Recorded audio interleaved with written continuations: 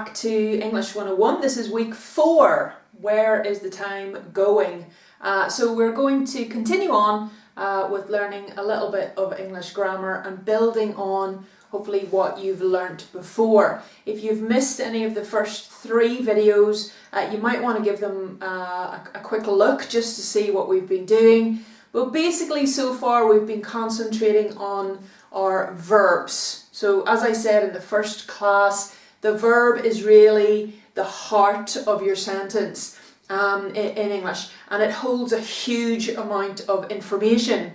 Now in week 1 we were looking at where the verb sits in a sentence and how important it is, the different types of information that it holds. And then we went on to look at 2 different types of verbs. So we had our regular verbs, and they follow patterns that you can learn. And we had irregular verbs. Those were our James Dean verbs. Those were our rebels that do something a little bit different. So we had those 2 sets of verbs.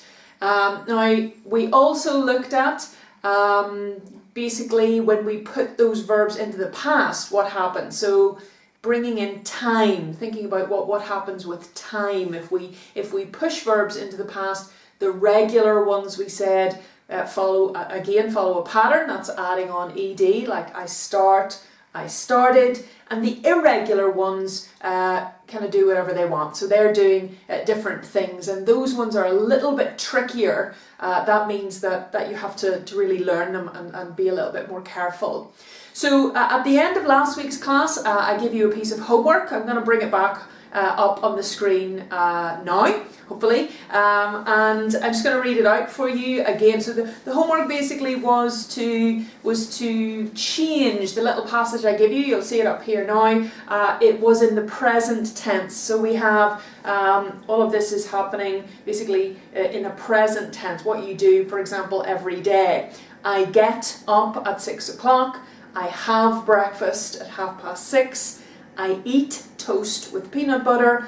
I go for a walk after breakfast. I watch the boats on the river. I drink coffee before lunch. So that's all in something that we call the present simple. Okay, so that's going to sit here on your timeline.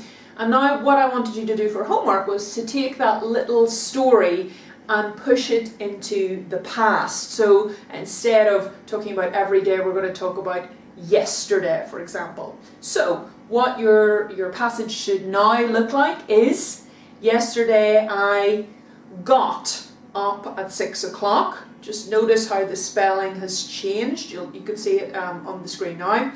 I had breakfast at 6:30. I ate toast with peanut butter. I went for a walk after breakfast. I watched the boats on the river. I drank coffee before lunch.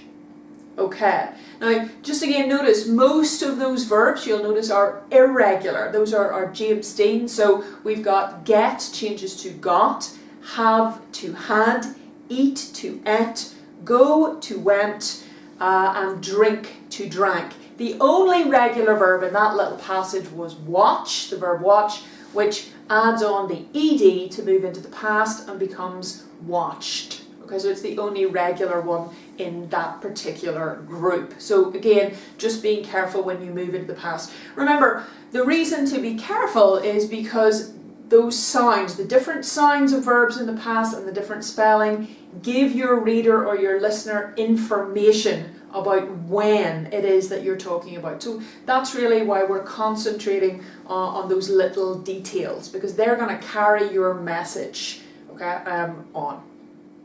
Okay, so what I thought we'd look at this week, what I mentioned was we're looking at strong and weak verbs. So we're sticking with verbs, but we're going to think about something a little bit different, not thinking about time, thinking about really the what in your sentence. Now, what do I mean by what? The what means what is happening in your sentence and how you're giving that message across. This is really about vocabulary. Now, vocabulary is just a big old fancy word for words, groups of words. How many words do you know? And when we think about words, when I think about words, I'm really thinking about colours. Words are the tools that we use to paint the world around us. I'll give you an example of this. So the picture on the board is a picture by Monet, and it's an absolutely beautiful picture of a scene that you can see in France in the sunlight. And we can see by the beautiful colours that we can get that sense of warmth and sunshine and kind of fresh air perhaps. Now if we take away the colours, what you'll see now is the same image but in black and white. It's not quite as warm, it's not quite as sunny, it's not as descriptive really of a summer's day in France. And the reason is that we've taken some of those important descriptions out. Now when we're thinking about words, we can do the same thing. Some words give us information in black and white, and some words add colour. So they're going to add colour to what it is that you are trying to say. And when I talk about strong and weak verbs, that's really what I'm going for. Okay. So to give you an example of how this works, we're going to look at the verb to say. Now, say is one of those verbs, if you've read anything, if you're reading newspapers, if you're reading novels, if you're reading short stories, say is a word that pops up a lot, but you probably haven't noticed it. And the reason that you don't notice it is that if you think about what it means, it really doesn't hold a huge amount of information inside it. The verb say really means words come out of a being's mouth, usually human. Okay. So that's all the verb say means. Words are coming out, speech is coming out of somebody's mouth. But it doesn't tell us much more than that. So very often in newspapers, for example, they'll use the verb say. You know, Boris Johnson said blah blah blah blah blah, and we don't really notice the said because it's not super important, that word. It's just introducing speech. So newspapers will use say or said a lot, and in stories as well. It's just really to introduce. So the word say is important, it's used a lot, but it doesn't hold a lot of colour. It's not telling us a lot about what's happening in our sentence.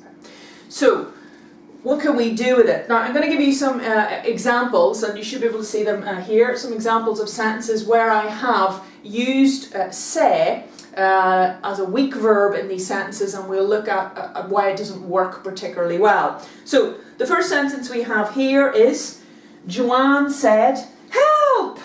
as the boat carried her further away from the beach. Okay, so that's our first sentence. Joanne said, "Help!" as the boat carried her further away from the beach. Now, we can see from that sentence that we can understand what's happening. Joanne is in a boat, and the boat is leaving the shore, it's going away from the beach. And the help here, well, have a think about how Joanne might feel. Maybe she can't swim, or she doesn't know how to get back to the beach in this boat. Do you think that a verb like say, words are coming out of her mouth, is strong enough? Does it paint the picture? And I don't really think so.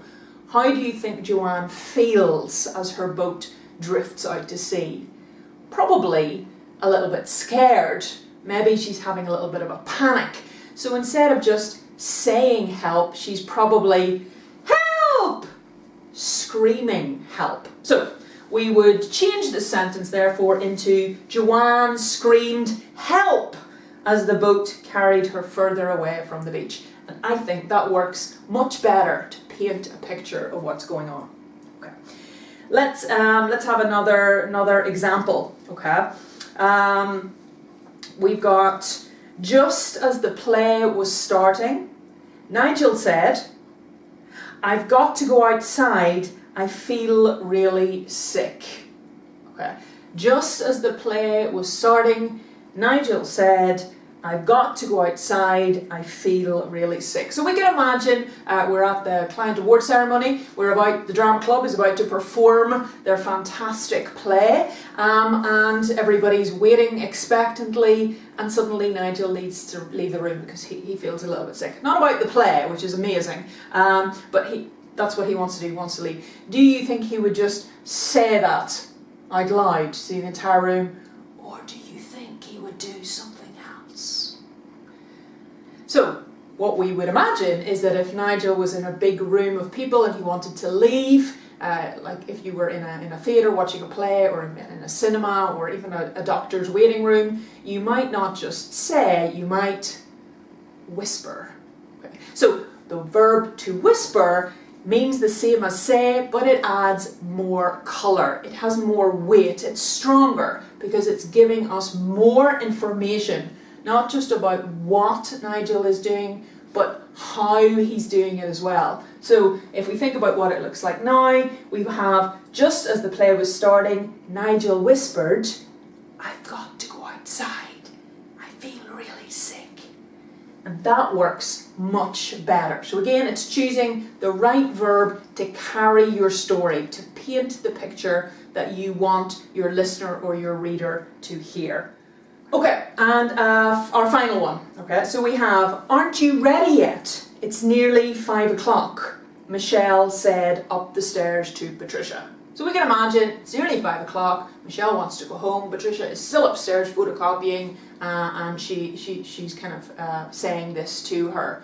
So if Patricia is upstairs and Michelle is downstairs, does she just say, "Aren't you ready yet? It's nearly 5 o'clock"? Or do you think she would have to speak a little bit louder? Absolutely. So the verb that you might use, and again there are lots of verbs that you could choose from, we could use something quite simple like shout. So now we have, "Aren't you ready yet? It's nearly 5 o'clock, Michelle shouted up the stairs to Patricia." And again, now what we've got is not just words are coming out of Michelle's mouth, we've got volume.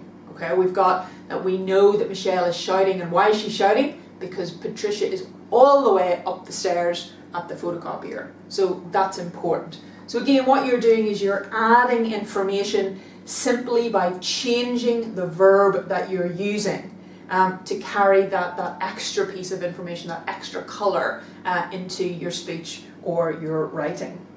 Okay. So for homework, we're going to make it short this week. For homework, what I'd like you to do is have a look at the 3 sentences on the board. Again, as I mentioned last week, what you can do when the sentences come up, you can pause them, you can take a picture of them with your phone, you can write them down. Remember, this is a video, not live class, so you can stop the video or kind of rewind or whatever. But have a look at these 3 sentences, have a look at the verb in each of the sentences, and have a think about why it doesn't work. Okay, so I've picked the wrong verb in each of these sentences, and I want you to think for next week, why is the verb not the best verb for that sentence, and possibly what would you replace it with? So you're going to fix my sentences and think about why they're wrong as well. Okay, so that's all for this week, quite short, but that's a big topic, guys. So this is about vocabulary, remember. This is about choosing good vocabulary for your sentences, and that means in writing or in speech. And you'll see this in stuff that you read as well, in newspapers and novels. Writers are very careful about the language that they use, because all language carries its own story with it. So we'll have a look at our homework next week. We'll have a think about those 3 sentences, and we're also going to look at strong and weak adjectives. Okay, so you can have a think about that as well, what that might be. What is an adjective? You'll find out next week. Bye-bye.